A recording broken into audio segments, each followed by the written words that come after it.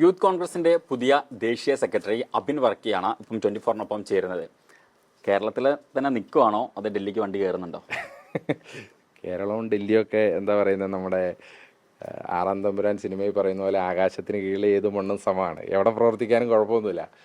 ഞാൻ പക്ഷേ അത് മുന്നോട്ട് വെക്കാനുണ്ടായ സാഹചര്യം അതായിരുന്നില്ല. ഞാൻ ഇതിനു മുമ്പ് ദേശീയ തലത്തിൽ പ്രവർത്തിച്ചിട്ടുണ്ട്. ഞാൻ NSUവിൻ്റെ ദേശീയ സെക്രട്ടറി ആയിരുന്നു. അന്ന് എനിക്കുണ്ടായിരുന്ന ദില്ലി സർവകലാശാലയുടെയും വിവിധ സംസ്ഥാനങ്ങളിലെ ചുമതലയായിരുന്നു. പക്ഷെ അന്ന് ഉണ്ടായിരുന്ന ഒരു കാര്യം, ഏതാണ്ട് ഒരു 15 ദിവസത്തിന് മുകളിൽ നമ്മൾ ദേശീയ രാഷ്ട്രീയത്തിന് വേണ്ടി ചിലവഴിക്കേണ്ടതായ സാഹചര്യമുണ്ട്. അപ്പോൾ ആ ചിലവഴിക്കൽ എന്ന് പറഞ്ഞാൽ സമയം മാത്രമല്ല, നമ്മുടെ മറ്റ് സാമ്പത്തികവും ഒക്കെ ചിലവഴിക്കേണ്ടതായിട്ടുള്ള സാഹചര്യമുണ്ട്. അങ്ങനെ ഒരു സാഹചര്യത്തിൽ എനിക്ക് ദേശീയ രാഷ്ട്രീയത്തിലേക്ക് കടക്കാൻ, പ്രത്യേകിച്ച് ഞാൻ NSUവിൽ നിന്ന് വന്നതിന് ശേഷം കഴിഞ്ഞ 5 കൊല്ലമായി വളരെ അഗ്രസീവായി കേരളത്തിൽ രാഷ്ട്രീയ പ്രവർത്തനം നടത്തി വരികയാണ്. അത് ഇടതുപക്ഷ സർക്കാരിനെതിരെയുള്ള സമരങ്ങളായിക്കൊള്ളട്ടെ, ആശയപ്രചരണമായിക്കൊള്ളട്ടെ, അല്ലെങ്കിൽ സംവാദവേദികളായിക്കൊള്ളട്ടെ, ഇതൊക്കെ എന്നാൽ കഴിവിൻ്റെ പരമാവധി, ഞാനൊരു സാധാരണ പ്രവർത്തകനാണ്. എന്നാൽ കഴിയുന്ന പരമാവധി പരിമിതമായ സാഹചര്യങ്ങളിൽ നിന്നുകൊണ്ട് ഞാൻ ചെയ്യുകയാണ്. അപ്പോൾ ഈ ഏറ്റവും അടിയന്തരമായ പഞ്ചായത്ത് തിരഞ്ഞെടുപ്പും നിയമസഭാ തിരഞ്ഞെടുപ്പും വരുമ്പോൾ എന്നെ ഇവിടെ തുടരാൻ, അത് കണ്ടിന്യൂ ചെയ്യാൻ അനുവദിക്കണമെന്നുള്ള ഒരു അഭ്യർത്ഥനയാണ് ഞാൻ ദേശീയ നേതൃത്വത്തിന് മുന്നിൽ വെച്ചിട്ടുള്ളത്. ഈ മുന്നിൽ വെച്ചു എന്ന് പറയുന്ന സമയത്ത് ഇത് നേതൃത്വത്തെ അറിയിച്ചോ? ഞാൻ അറിയിച്ചിട്ടുണ്ട്. ഇപ്പം ഈ പ്രഖ്യാപനം വന്നതിന് തൊട്ട് പുറകെ തന്നെ വലിയ രീതിയിൽ, അതായത് കോൺഗ്രസിനകത്ത് പൊട്ടിത്തെറി എന്ന് പറയുന്നു, യൂത്ത് കോൺഗ്രസിനകത്ത് വലിയ കലാപം നടക്കുന്നു എന്നൊക്കെ പറയുന്നു. ശരിക്കും ഒരു വലിയൊരു വിഭാഗം ഇപ്പം ഈ പുതിയ പ്രഖ്യാപനത്തിൽ വലിയ അതൃപ്തി രേഖപ്പെടുത്തുന്നുണ്ട്. ഒളിഞ്ഞും തെളിഞ്ഞും ഒക്കെ ആയിട്ട് അതൃപ്തി രേഖപ്പെടുത്തുന്നുണ്ട്. അങ്ങനെ ഏതെങ്കിലും തരത്തിലൊരു അതൃപ്തി ഉണ്ടോ ഈ വിഷയത്തിൽ? അല്ല, അങ്ങനെയല്ല. ഇത് നേതൃത്വം എടുത്തൊരു തീരുമാനമാണ്. ആ തീരുമാനം ശിരസാൽ വഹിക്കുക എന്നുള്ളതാണ് ഒരു സാധാരണ പാർട്ടി പ്രവർത്തകനെ സംബന്ധിച്ചിടത്തോളം ഏറ്റവും ഉത്തമമായ കടമ. പക്ഷേ നമുക്ക് പറയാനുള്ള വേദികൾ ഈ പാർട്ടിയുടെ ഉള്ളിലുണ്ട്. ഈ പാർട്ടിയുടെ ജനാധിപത്യ പ്രക്രിയ അതാണ്. എനിക്ക് എന്തെങ്കിലും ഒരു അഭിപ്രായം ഈ പാർട്ടിയിൽ, അഭിപ്രായ ഭിന്നത പറയാനും ഒക്കെ ഈ പാർട്ടി എനിക്ക് അവസരം തന്നിട്ടുണ്ട്. അപ്പോൾ നേതൃത്വം വിവിധ ഘടകങ്ങളെടുത്തൊരു തീരുമാനമെടുക്കുമ്പോൾ തന്നെ എൻ്റേതായ അഭിപ്രായം പറയാനുള്ള വേദികൾ ഈ പാർട്ടിക്കുള്ളുണ്ട്. അത് ഞാൻ വിനിയോഗിക്കും, ഇതിന് ശേഷവും വിനിയോഗിക്കും. അത് എൻ്റെ താല്പര്യങ്ങൾ അറിയിക്കും. എനിക്കുള്ള അഭിപ്രായ ഭിന്നത ഞാൻ പാർട്ടി ഫോറങ്ങളിൽ പറയും. അല്ലാതെ ഇതിനകത്ത് ഞാൻ പറഞ്ഞല്ലോ, എൻ്റെ മേൽവിലാസം പാർട്ടിയാണ്. അബിൻ വർക്കി എന്നുള്ളതിൻ്റെ മേൽവിലാസം കോൺഗ്രസ്സാണ്. ആ മേൽവിലാസത്തെ കളങ്കപ്പെടുത്തുന്ന ഒന്നും അത് ഞാനും ചെയ്യില്ല, ആര് ചെയ്താലും ഞാൻ സമ്മതിക്കുകയുമില്ല. എന്നാൽ കഴിയുന്ന പരമാവധി ഞാൻ അതിനെ എതിരിടുകയും ചെയ്യും. അതായത് ഇപ്പം അല്പസമയം മുമ്പേ മുരളീധരൻ പറഞ്ഞിട്ടുണ്ടായിരുന്നു, പാർട്ടിയിൽ ഗ്രൂപ്പില്ല, പാർട്ടി ഒറ്റക്കെട്ടാണെന്ന് പറഞ്ഞിട്ടുണ്ടായിരുന്നു. എന്നാൽ അതേ സമയം തന്നെ ഇപ്പം പുറത്തു വരുന്ന വാർത്തകൾ അനുസരിച്ച്, അല്ലെങ്കിൽ പലതരത്തിലുള്ള ആരോപണങ്ങൾ എന്ന് പറയുന്നത്, KC വേണുഗോപാൽ ഈ പാർട്ടി ഒന്നാകെ വിഴുങ്ങുകയാണ്, KC വേണുഗോപാലിന് അടുപ്പമുള്ള ആളുകളെ തുടർച്ചയായിട്ട് പല നേതൃസ്ഥാനങ്ങളിലും നിയമിക്കുകയാണ് എന്നുള്ളതാണ്. അപ്പം അതായത് രമേശ് ചെന്നിത്തലയെ അനുകൂലിക്കുകയും രമേശ് ചെന്നിത്തലയെ ഇഷ്ടപ്പെടുകയും ചെയ്യുന്ന നിങ്ങളെപ്പോലെയുള്ള അണികളെ പാർട്ടി വെട്ടുകയാണ് എന്നൊരു തോന്നലുണ്ടോ? അല്ലെങ്കിൽ എനിക്ക് KC വേണുഗോപാലിനെ ഇഷ്ടമല്ല എന്ന് ഞാൻ ആരോടെങ്കിലും പറഞ്ഞിട്ടുണ്ട്.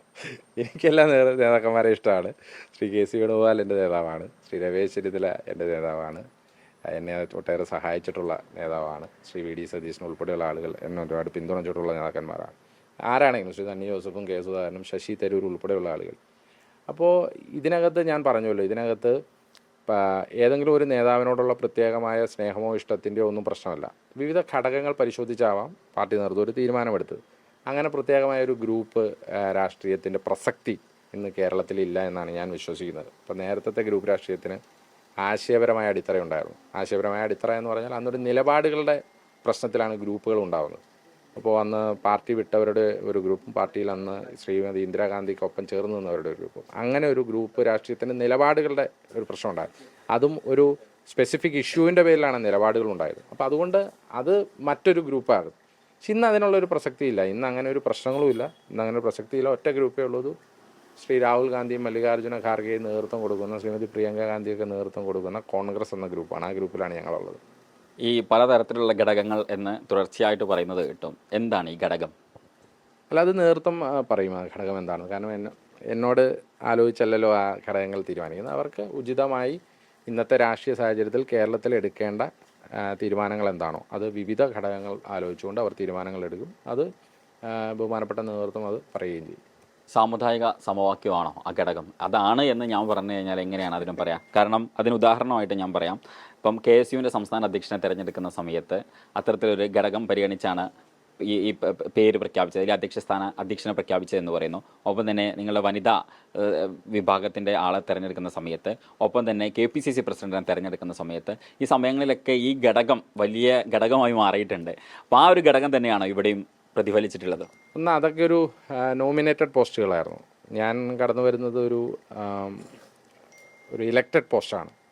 ഞാൻ തിരഞ്ഞെടുപ്പിൽ മത്സരിക്കുമ്പോൾ ഒരു പ്രത്യേക സമുദായക്കാരൻ മറ്റൊരു പോസ്റ്റിലുണ്ടെങ്കിൽ മത്സരിക്കാൻ പാടില്ല എന്നുള്ള മാനദണ്ഡങ്ങളൊന്നുമില്ലായിരുന്നു. എനിക്ക് മത്സരിക്കാനുള്ള സ്വാതന്ത്ര്യം ഉണ്ടായിരുന്നു. ഞാൻ മത്സരിച്ചു, വിജയിച്ചു വന്നതാണ്. അപ്പോൾ ഞങ്ങളുടെ ഒരു പോളിസി എന്ന് പറഞ്ഞാൽ അത് മതേതരത്വമാണ്. അത് ശ്രീ രാഹുൽ ഗാന്ധി മുന്നോട്ട് വയ്ക്കുന്നത് ഞങ്ങൾ കാലങ്ങളായി, ഞങ്ങളുടെ ഐഡിയോളജി അതാണ്. ഞങ്ങൾ വിളിച്ച മുദ്രാവാക്യങ്ങളും അത് തന്നെയാണ്. ഞങ്ങൾ ഹൈന്ദവ രക്തമില്ല, മുസ്ലിം രക്തമില്ല, ക്രിസ്ത്യൻ രക്തമില്ല, മാനവ രക്തമാണ് ഞങ്ങൾക്കുള്ളത് എന്ന മുദ്രാവാക്യമാണ് ക്യാമ്പസുകളിൽ ഞങ്ങൾ ഏറ്റുവിളിച്ചത്. അതുകൊണ്ട് തന്നെ ഒരു മതേതരത്വം പേറുന്ന ഒരു പാർട്ടിയിൽ ഞാനൊരു പ്രത്യേക സമുദായക്കാരനായതുകൊണ്ട് പോയി എന്ന് പറയാൻ പറ്റും. അവസാനമായിട്ട് ഒറ്റ ചോദ്യം കൂടി. ഇപ്പം ഇലക്ഷനിലൂടെയാണ് വന്നതെന്ന് പറഞ്ഞു. ഇലക്ഷനിലൂടെയാണ് വന്നതെങ്കിൽ രാഹുൽ മാങ്കൂട്ടം കഴിഞ്ഞാൽ 2ാം സ്ഥാനം താങ്കളാണ്. അതെന്തുകൊണ്ടാണ് പിന്നെ ഈ 4ാം സ്ഥാനത്തുള്ള ആൾ 1ാം സ്ഥാനത്തെത്തിയത്? അല്ല, ഞാൻ പറഞ്ഞല്ലോ, ഇതിനകത്ത് വിവിധ ഘടകങ്ങൾ, ഇതൊരു ഇൻ്ററിമായിട്ട് വന്ന അൺഎക്സ്പെക്റ്റഡ് സിറ്റുവേഷനാണ്. നമ്മൾ പ്രതീക്ഷിച്ചു വന്നതല്ല. ഒരു ടെന്യൂർ കഴിഞ്ഞ് അടുത്ത ഒരു ടെന്യൂറിലിട്ട് വന്നത് ഒരു അൺഎക്സ്പെക്റ്റഡ് സിറ്റുവേഷനാണ്.